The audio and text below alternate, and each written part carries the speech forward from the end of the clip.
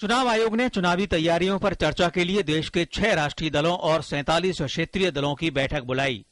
यूं तो चुनाव से जुड़े कई मसले विभिन्न राजनीतिक दलों ने चुनाव आयोग के सामने रखे, लेकिन चुनाव आचार संहिता, बेहतर मतदाता सूची, चुनाव खर्च सीमा बढ़ाने और ईवीएम से जुड़े महत्वपूर्ण मुद्दे खास रहे।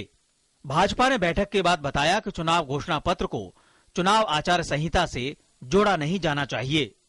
भारतीय जनता पार्टी ने का मत है कि जो चुनाव घोषणा पत्र होता है, चुनाव घोषणा पत्र किसी भी रूप में, किसी भी तरह से मॉडल कोड ऑफ कंडक्ट का हिस्सा नहीं बनना चाहिए।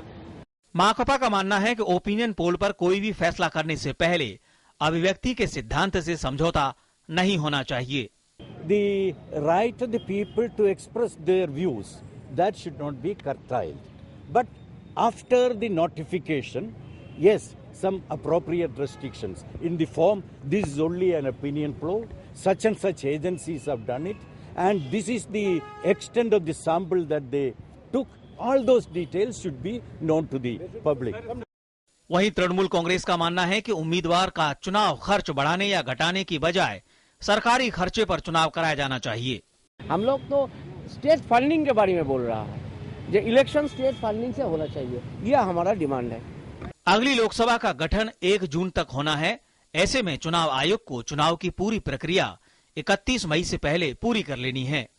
इसलिए अब यह माना जा रहा है कि इस माह के अंत में या अगले माह के पहले सप्ताह में चुनाव की तारीखें घोषित कर दी जाएंगी। 16वीं लोकसभा के लिए चुनाव आयोग की तैयारियां जोरों पर हैं। इसी के चलते अब उसने राजनीतिक दलों के साथ भी मंत्रणा की है। अधिकांश राजनीतिक दल चाहते हैं कि चुनावी खर्चा और मैनिफेस्टो जैसे मुद्दों पर स्थिति स्पष्ट होनी चाहिए।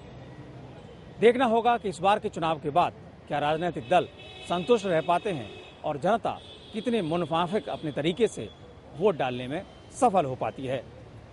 कैमरामैन प्रमोद नेगी के साथ ऋषि कुमार, डीडी न्यूज़, दिल्ली।